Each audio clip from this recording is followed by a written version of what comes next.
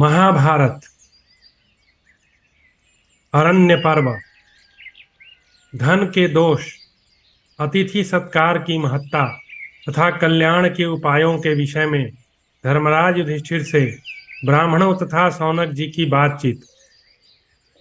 वैशंपायन जी कहते हैं, राजन, जब रात बीती और प्रभात का उदय हुआ तथा अनायास ही महान पराक्रम करने वाले पांडव वन की ओर जाने के लिए उद्यत हुए, उस समय भिक्षान भोजी ब्राह्मण साथ चलने के लिए उनके सामने खड़े हो गए।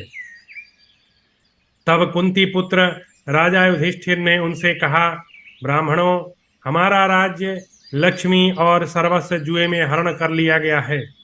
हम फल मूल तथा अन्न के आहार पर रहने का निश्चय करके दुखी होकर वन में जा रहे हैं। वन में बहुत से दोष हैं, वहाँ सर्प बिच्छू आदि असंख्य भयंकर जंतु हैं। मैं समझता हूँ वहाँ आप लोगों को अवश्य ही महान कष्ट का सामना करना पड़ेगा। ब्राह्मणों को दिया हुआ क्लेश तो देवताओं का भी विनाश कर सकता है, फिर मेरी तो बात ही क्या है। अतः ब्राह्मणों, आप लोग यहाँ से अपने अभीष्ट स्थान को लौट जाएं। ब्राह्मणों ने कहा, राजन, आपकी जो गति होगी उसे भुगतने के लिए हम भी उद्यत हैं।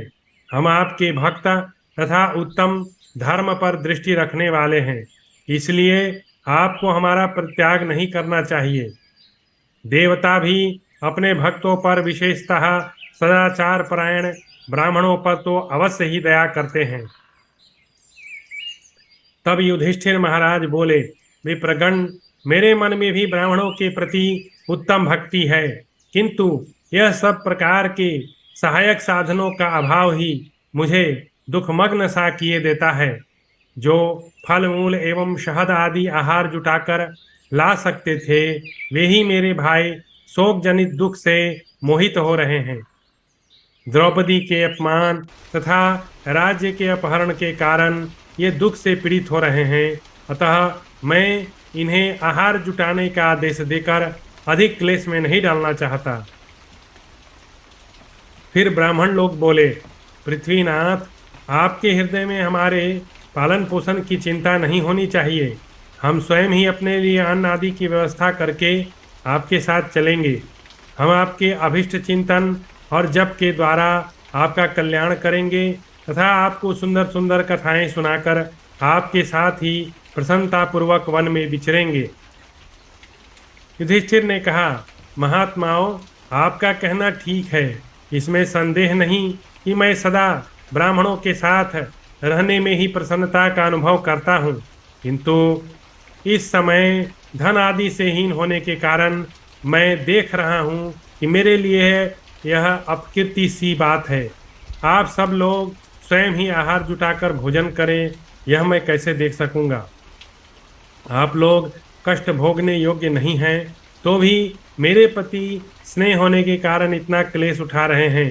धृतराष्ट्र के पापी पुत्रों को धिक्कार है। वैशंपायन जी कहते हैं, राजन, इतना कहकर धर्मराज युधिष्ठिर शोकमग्न हो चुपचाप पृथ्वी पर बैठ गए।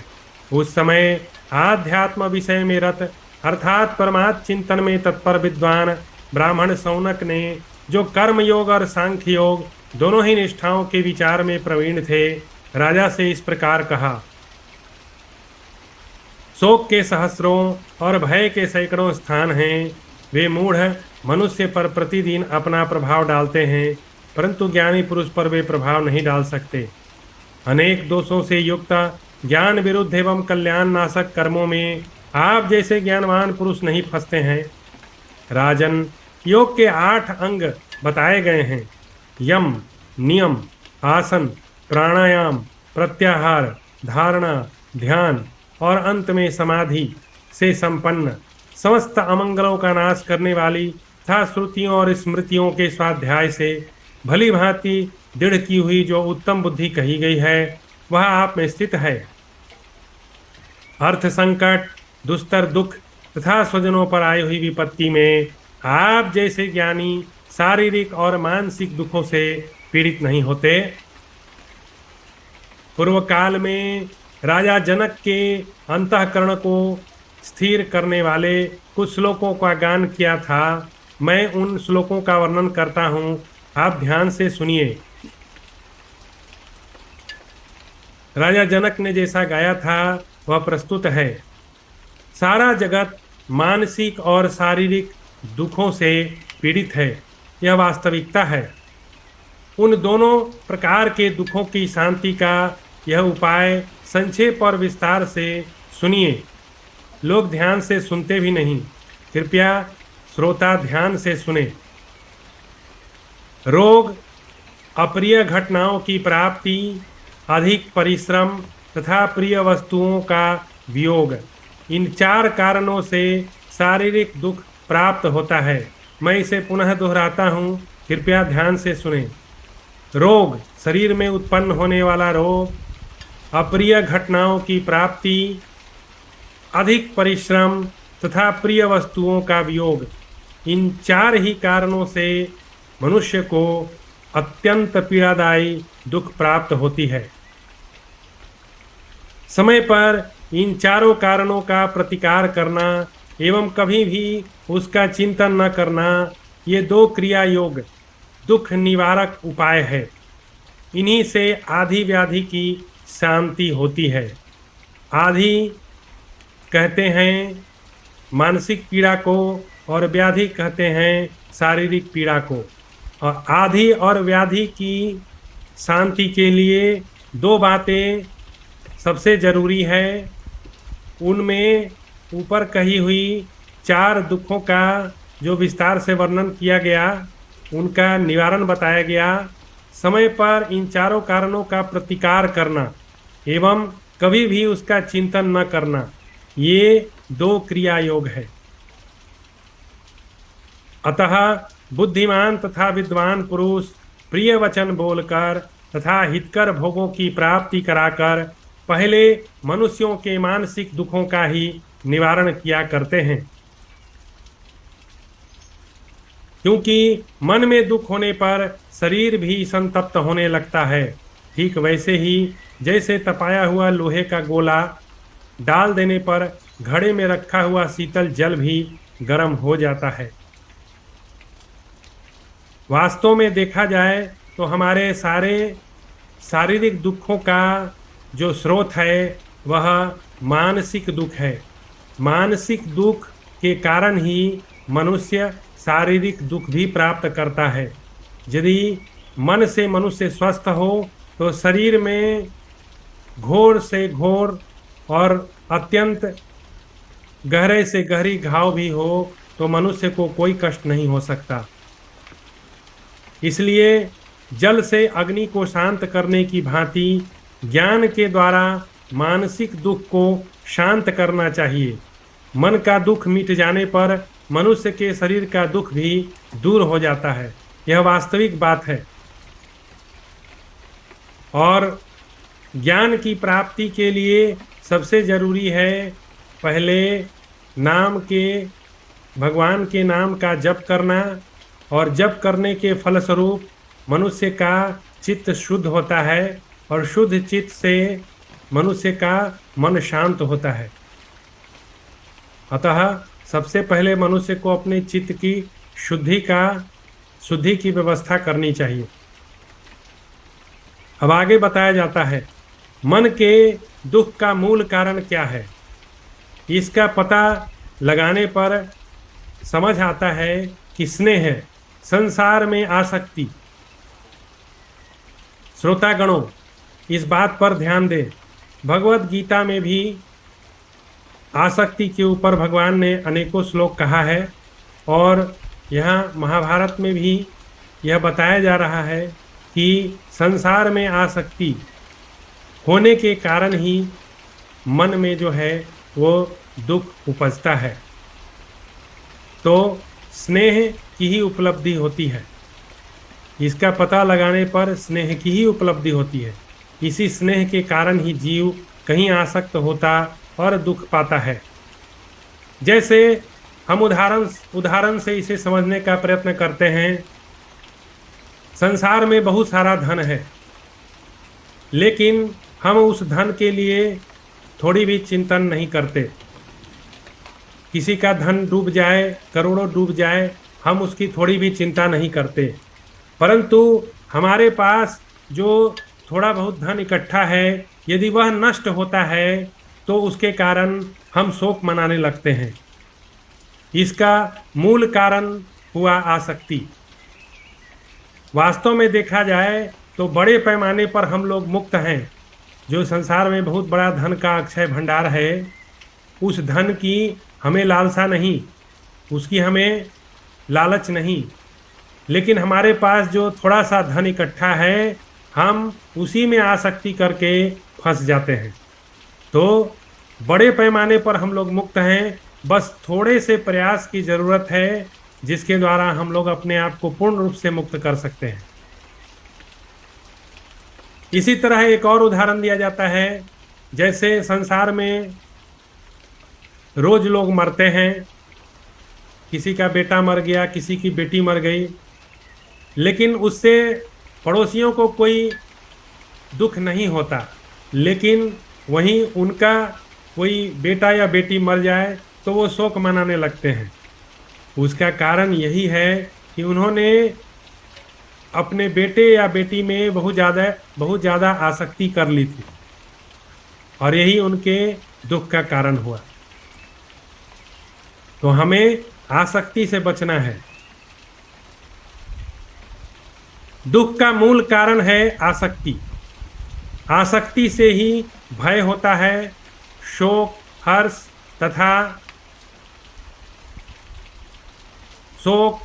तथा क्लेश, इन सब की प्राप्ति भी आसक्ति के कारण ही होती है।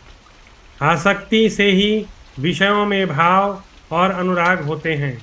ये दोनों ही अमंगलकारी हैं। इसमें भी पहला अर्थात विषयों के प्रति भाव महान अनर्थकारक माना गया है। जैसे खोखले में लगी हुई आग संपूर्ण वृक्ष को जड़ मूल सहित जलाकर भस्म कर देती है, उसी प्रकार विषयों के प्रति थोड़ी सी भी आसक्ति धर्म और अर्थ दोनों का नाश कर डालती है। विषयों के प्राप्त न होने पर जो उनका त्याग करता है वह त्यागी नहीं है। यहाँ श्रोतागण ध्यान दें, यहाँ पर कहा गया है विषयों के प्राप्त न होने पर जो उनका त्याग करता है वह त्यागी नहीं है। इसको उदाहरण से कैसे समझें? किसी के पास धन है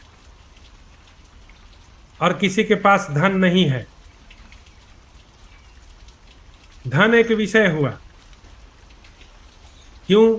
क्योंकि धन के द्वारा हम सुख प्राप्त करते हैं, सुख साधन खरीदते हैं।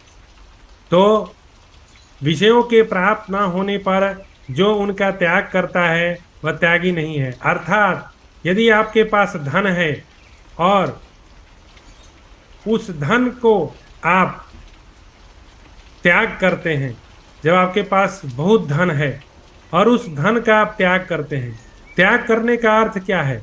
त्याग करने का अर्थ है उस धन को आप दान करते हैं, उस धन से आप लोगों की मदद करते हैं बिना मोह और आसक्ति किए। यही है धन का त्याग। तो यदि आपके पास बहुत सारी लक्ष्मी है और आप बिना मोह माया किए लोगों का उस धन से कल्याण करते हैं, तो यह हुआ धन का त्याग। और दूसरे तरह से देखा जाए तो आपके पास धन नहीं है और आपने सिर्फ मन में कह दिया हमने तो धन का त्याग कर दिया, वह त्यागी नहीं होता। या सपोज आपके पास बहुत धन था और उस धन को किसी ने लूट लिया या राजा ने अपहरण कर लिया, तब आप कहें कि हमने उस धन का त्याग किया, तो यह त्याग जो है त्याग नहीं है, क्योंकि आपका सर्वस्व अपहरण किया गया, उसका आपने त्याग नहीं किया, आपसे वह छीन लिया गया। इसी तरह से अनेक विषय हैं, उन विषयों का समय समय पर त्याग करते रहना चाहिए और मनुष्य को वर्णाश्रम धर्म के अनुसार जीवन व्यतीत करना चाहिए। अपितु जो विषयों के प्राप्त होने पर भी उनमें दोष देखकर उनका परित्याग करता है, वस्तुतः वही त्यागी है, वही वैराग्य को प्राप्त होता है। उसके मन में किसी के प्रति द्वेष भाव न होने के कारण वह निर्वैर तथा बंधन मुक्त होता है। इसलिए मित्रों तथा धनराशि को पाकर इनके प्रति स्नेह आसक्ति न करें। अपने शरीर से उत्पन्न हुई आसक्ति को ज्ञान से निवृत्त करें। आपके पास धन हो, मित्र हो, संपत्ति हो, उसके प्रति आप आसक्ति ना करें, क्योंकि यही आगे चलकर आपको दुख देने वाली है। जो ज्ञानी योग युक्त शास्त्रज्ञ तथा मन को वश में रखने वाले हैं, उन पर आसक्ति का प्रभाव उसी प्रकार नहीं पड़ता जैसे कमल के पत्ते पर जल नहीं ठहरता। पद्म पत्र विभाम्बसा, भगवान ने भगवद गीता में बताया है, ब्रह्माणि अध्याय कर्माणि संगम त्यक्त्वा करोति लिप्यते न सपापेन पद्म पत्र विभाम्बसा। तो जो सब कुछ भगवान को अर्पण कर देता है, वह कमल के ऊपर पड़े हुए जल की भांति उससे अलिप्त रहता है। इसीलिए आप जो भी कर्म करें वह भगवान के लिए करें तो आप मुक्त हो जाएंगे। राग के वशीभूत हुए पुरुष को काम अपनी ओर आकृष्ट कर लेता है। यहाँ ध्यान देने की बात है, यहाँ पर राग के बारे में कहा गया है। राग और द्वेष, ये दोनों ही एक तरह के राग हैं। राग का मतलब हुआ आपको कोई चीज़ प्रिय लगती है, उसके प्रति आपने सुख बुद्धि कर ली, उसे राग कहते हैं। और द्वेष उसे कहते हैं आपको किसी चीज़ से बहुत ज़्यादा नफरत है और उस नफरत के चलते आपने उसके साथ बैर ठान लिया, तो वह भी एक तरह का द्वेष जो है वह राग ही है, लेकिन वह वैर वाला राग है। तो राग के वशीभूत हुए पुरुष को काम अपनी ओर आकृष्ट कर लेता है। इसीलिए राग से बचें।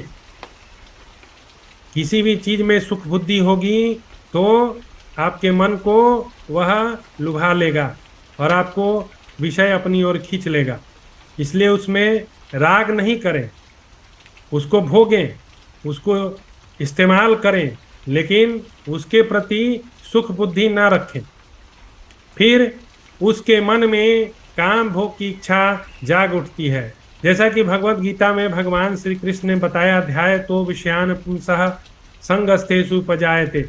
विषयों का चिंतन करने से मनुष्य में काम की भावना जो है उत्पन्न हो उठती है।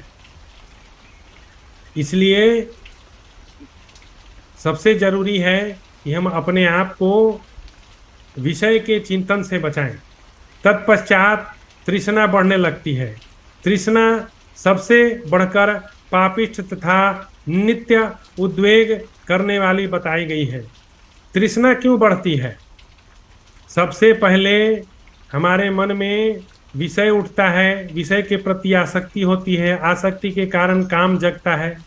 काम की पूर्ति हुई तो काम की पूर्ति होने से लालच बढ़ता है, लालच बढ़ने से मनुष्य की उसमें और आसक्ति हो जाती है। तो उसी लालच को हम लोग यहाँ तृष्णा कहते हैं। और इसके विपरीत यदि उस काम की पूर्ति नहीं होती तो क्रोध जो है वह उत्पन्न होता है। उसके द्वारा प्रायः अधर्म ही होता है। वह अत्यंत भयंकर पाप बंधन में डालने वाली है। खोटी बुद्धि वाले मनुष्यों के लिए जिसे त्यागना अत्यंत कठिन है, जो शरीर के जरा से जीर्ण हो जाने पर भी स्वयं जीर्ण नहीं होती, तथा जिसे प्राणनाशक रोग बताया गया है, इस तृष्णा को जो त्याग देता है उसी को सुख मिलता है।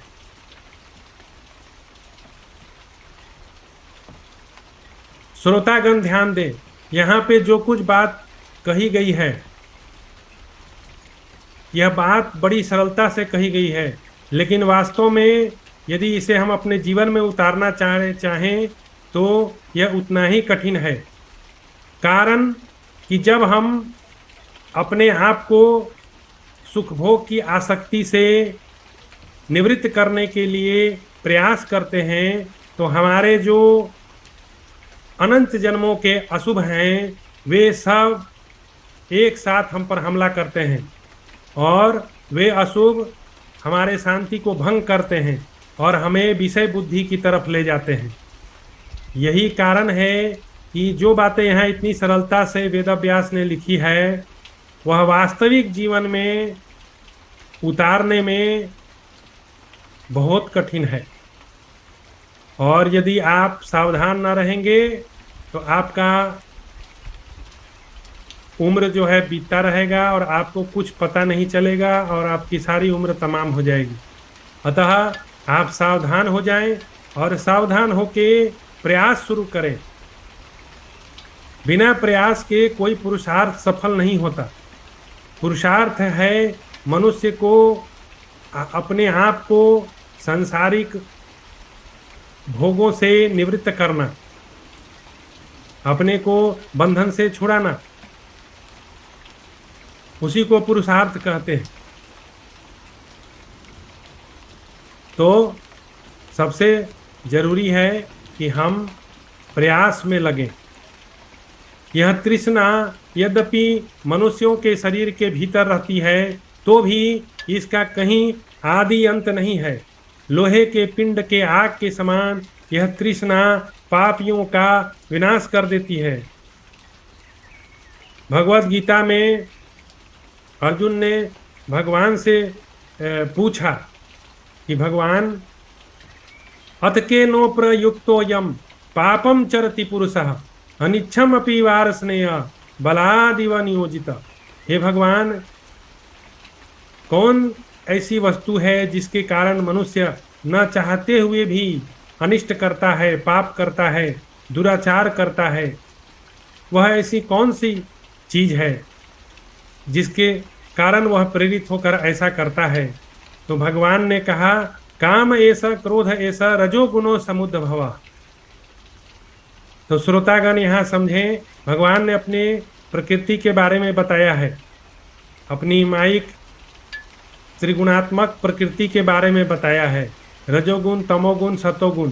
भगवान ने यही कहा कि काम से उत्पन्न हुआ रजोगुण मनुष्य को जो है वह दुष्टता कराता है, मनुष्य से व्यभिचार कराता है, मनुष्य का पतन करता है। काम ही दुर्जय शत्रु है। लोहे के पिंड की आग के समान यह तृष्णा प्राणियों का विनाश कर देती है। जैसे काष्ठ अपने से उत्पन्न हुई आग से जलकर भस्म हो जाता है, उसी प्रकार जिसका मन वश में नहीं है वह मनुष्य अपने शरीर के साथ उत्पन्न हुए लोभ के द्वारा स्वयं भी नष्ट हो जाता है। धनवान मनुष्यों को राजा, जल, अग्नि, चोर तथा स्वजनों से भी सदा उसी प्रकार भय बना रहता है जैसे सब प्राणियों को मृत्यु से। जैसे मांस के टुकड़े को आकाश में पक्षी, पृथ्वी पर हिंसक जंतु तथा जल में मछलियां खा जाती हैं, उसी प्रकार धनवान पुरुष को सब लोग सर्वत्र नोचते रहते हैं।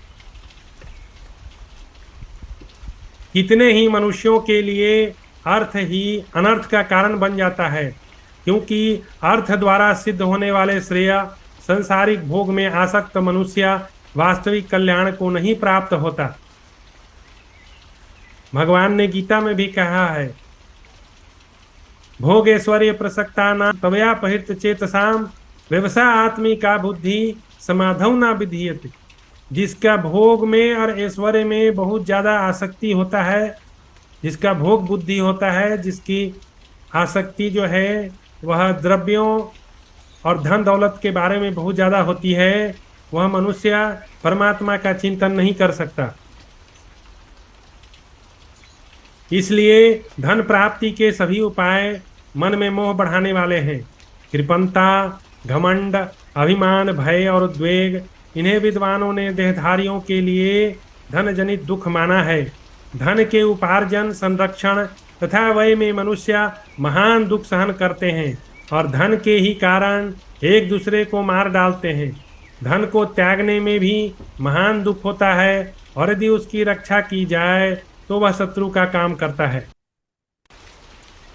धन की प्राप्ति भी दुख से होती है, इसलिए उसका चिंतन न करें, क्योंकि धन की चिंता करना अपना नाश करना है। मूर्ख मनुष्य सदा असंतुष्ट रहते हैं और विद्वान पुरुष संतुष्ट। इसी महाभारत ग्रंथ में कहीं मैंने पढ़ा है, वहाँ लिखा हुआ है कि संसार के एक पुरुष को भी इस संसार में पाए जाने वाले सारे गोधन, सारे पशुधन, सारे स्वर्ण, सारी स्त्रियां और सारे धन एक मनुष्य को भी संतुष्ट नहीं कर सकते। अतः ज्ञान यही है कि हमें जो मिल जाए यथा लाभ सदा संतोषा। मूर्ख मनुष्य सदा असंतुष्ट रहते हैं और विद्वान पुरुष संतुष्ट। और कबीर दास ने भी कहा है, गोधन गजधन बाज धना और रतन धन खान, और जब आवे संतोष धन सब धन धूरी समा। संतोष के जैसा कोई धन नहीं है। धन की प्यास कभी बुझती नहीं, अतः संतोष ही परम सुख है। इसलिए ज्ञानी जन असंतोष को ही सबसे उत्तम समझते हैं। यौवन, रूप, जीवन, रत्नों का संग्रह, ऐश्वर्य तथा प्रियजनों का एकत्र निवास, ये सभी अनित्य हैं, अतः विद्वान पुरुष उनकी अभिलाषा न करे। इसलिए धन संग्रह का त्याग करे और उसके त्याग से जो क्लेश हो उसे धैर्य पूर्वक सह ले। जिसके पास धन का संग्रह है, ऐसा कोई भी मनुष्य उपद्रव रहित नहीं देखा जाता। अतः धर्मात्मा पुरुष उसी धन की प्रशंसा करते हैं जो देव इच्छा से न्यायपूर्वक स्वतः प्राप्त हो जाए। जो धर्म करने के लिए धनोपार्जन की इच्छा करता है, उसका धन की इच्छा न करना ही अच्छा है। कीचड़ लगाकर धोने की अपेक्षा मनुष्य के लिए उसका स्पर्श न करना ही श्रेष्ठ है। युधिष्ठिर, इस प्रकार आपके लिए किसी भी वस्तु की अभिलाषा करना उचित नहीं। यदि आपको धर्म से ही प्रयोजन हो तो धन की इच्छा का स्वार्थ त्याग दें।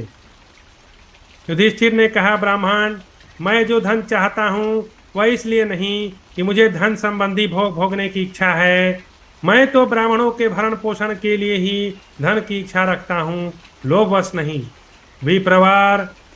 विप्रवार, गृहस्थ आश्रम में रहने वाला मेरे जैसा पुरुष अपने अनुयायियों का भरण पोषण भी न करे, यह कैसे उचित है।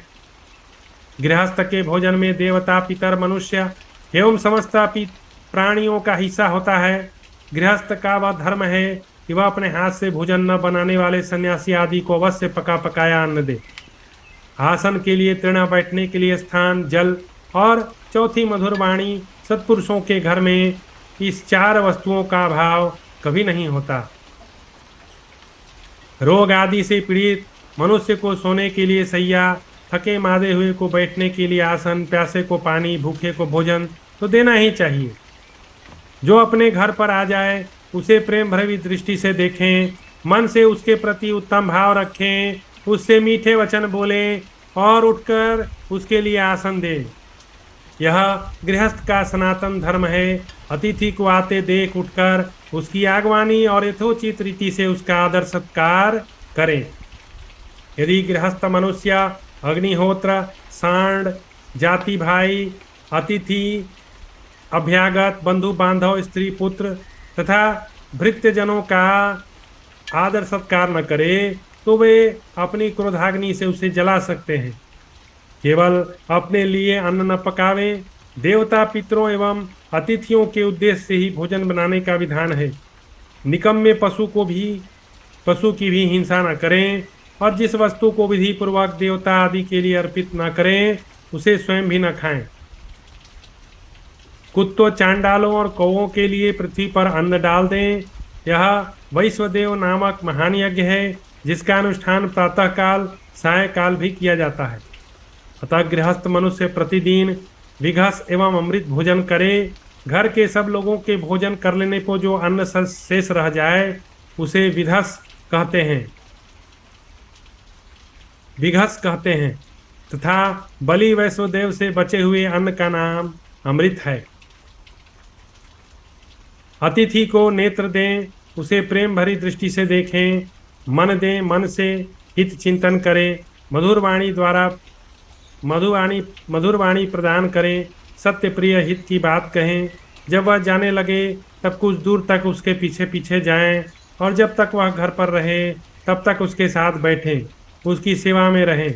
यह 5 प्रकार की दक्षिणाओं से युक्त अतिथि यज्ञ है। जो गृहस्थ अपरिचित थके मादे पथिक को प्रसन्नतापूर्वक भोजन देता है उसे महान पुण्य फल की प्राप्ति होती है। ब्राह्मण, जो गृहस्थ इस वृत्ति से रहता है उसके लिए उत्तम धर्म की प्राप्ति बताई गई है, अथवा इस विषय में आपकी क्या सम्मति है? शौनक जी ने कहा, अहो, बहुत दुख की बात है। इस जगत में विपरीत बातें दिखाई देती हैं। साधु पुरुष जिस कर्म से लज्जित होते हैं, दुष्ट मनुष्यों को उसी से प्रसन्नता होती है। अज्ञानी मनुष्य अपनी जननेन्द्रिय तथा उदर की तृप्ति के लिए मोह एवं राग के वशीभूत हो विषयों का अनुसरण करता हुआ नाना प्रकार की विषय सामग्री को यज्ञावशेष मानकर उसका संग्रह करता है। समझदार मनुष्य भी मन को हर लेने वाली इंद्रियों द्वारा विषयों की ओर खींच लिया जाता है। उस समय उसकी विचार शक्ति मोहित हो जाती है। जैसे दुष्ट घोड़े वश में न होने पर सारथी को कुमार्ग में घसीट ले जाते हैं, यही दशा उस अजितेंद्रिय पुरुष की भी होती है। जब मन और 5 इंद्रियां अपने विषयों में प्रवृत्त न हो उस समय प्राणियों के पूर्व संकल्प के अनुसार उसी की वासना से वासित मन विचलित हो उठता है। मन जिस इंद्रियों के विषय का सेवन करने जाता है उसी में उस विषय के प्रति उत्सुकता भर जाती है और वह इंद्रियां उस विषय की उपभोग में प्रवृत्त हो जाती है। तदंतर संकल्प ही जिसका बीज है उस काम के द्वारा विषय रूपी बाणों से विध कर मनुष्य ज्योति के लोभ से पतंगे की भांति लोभ की आग में गिर पड़ता है। इसके बाद इच्छानुसार आहार विहार से मोहित हो महामोहमय सुख में निमग्न रहकर वह मनुष्य अपने आत्मा के ज्ञान से वंचित हो जाता है। इस प्रकार अविद्या कर्म और तृष्णा द्वारा चक्र की भांति भ्रमण करता हुआ मनुष्य संसार की विभिन्न योनियों में गिरता है। फिर तो ब्रह्मा से लेकर तृण पर्यंत सभी प्राणियों में तथा जल भूमि और आकाश में वह मनुष्य बार बार जन्म लेकर चक्कर पे चक्कर लगाता रहता है। वह अविवेकी पुरुषों की गति बताई गई है। अब आप मुझसे विवेकी पुरुषों की गति का वर्णन सुने, जो धर्म एवं कल्याण मार्ग में तत्पर है और मोक्ष के विषय में जिनका निरंतर अनुराग है, वे विवेकी हैं। वेद की यह आज्ञा है कि कर्म करो और कर्म छोड़ो। अतः आगे बताए जाने वाले इन सभी धर्मों का अहंकार शून्य होकर अनुष्ठान करना चाहिए। यज्ञ, अध्ययन, दान, तप, सत्य, क्षमा, मन और इंद्रियों का संयम तथा लोभ का परित्याग, ये धर्म के 8 मार्ग हैं। इसमें पहले बताए हुए 4 धर्म पितृयान के मार्ग में स्थित हैं, अर्थात इन चारों का सकाम भाव से अनुष्ठान करने पर ये पितृयान मार्ग से ले जाते हैं। अग्निहोत्र और संध्योपासना आदि जो अवश्य करने योग्य कर्म हैं, उन्हें कर्तव्य बुद्धि से ही अभिमान छोड़कर करें। अंतिम 4 धर्मों को देवयान मार्ग का स्वरूप बताया गया है। साधु पुरुष सदा उसी मार्ग का आश्रय लेते हैं। आगे बताए जाने वाले 8 अंगों से युक्त मार्ग द्वारा अपने अंतःकरणों को शुद्ध करके कर्तव्य कर्मों का कर्तृत्व के अभिमान से रहित होकर पालन करें। पूर्णतया संकल्पों को एक ध्येय में लगा देने से, इंद्रियों को भली प्रकार वश में कर लेने से, अहिंसा आदि व्रतों का अच्छी प्रकार पालन करने से, भली प्रकार गुरु की सेवा करने से, यथा योग साधनोपयोगी आहार करने से, वेद आदि का भली प्रकार अध्ययन करने से, कर्मों को भली भांति भगवत समर्पण करने से, चित्त का भली प्रकार निरोध करने से मनुष्य परम कल्याण को प्राप्त होता है। संसार को जीतने की इच्छा वाले बुद्धिमान पुरुष इसी प्रकार राग द्वेष से मुक्त होकर कर्म करते हैं। इन्हीं नियमों के पालन से देवता लोग ऐश्वर्य को प्राप्त हुए हैं। रुद्र, साध्य, आदित्य, वसु तथा दोनों अश्वनी कुमार योग जनित ऐश्वर्य से युक्त होकर इन प्रजाजनों का धारण पोषण करते हैं। कुंती नंदन, इसी प्रकार आप भी मन और इंद्रियों को भली भांति वश में करके तपस्या द्वारा सिद्धि तथा योग जनित ऐश्वर्य प्राप्त करने की चेष्टा कीजिए। यज्ञ, युद्ध आदि कर्मों से प्राप्त होने वाली सिद्धि पितृ मातृमयी परलोक और इहलोक में भी लाभ पहुंचाने वाली है, जो आपको प्राप्त हो चुकी है। अब तपस्या द्वारा वह योग सिद्धि प्राप्त करने का प्रयत्न कीजिए, जिससे ब्राह्मणों का भरण पोषण हो सके।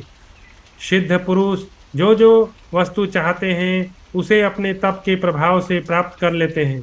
अतः आप तपस्या का आश्रय लेकर अपने मनोरथ की पूर्ति कीजिए। इस प्रकार श्री महाभारत वन पर्व के अंतर्गत अरण्य पर्व में पांडवों का प्रवचन वनगमन विषयक दूसरा अध्याय पूरा हुआ। ओम श्री परमात्मने नमः।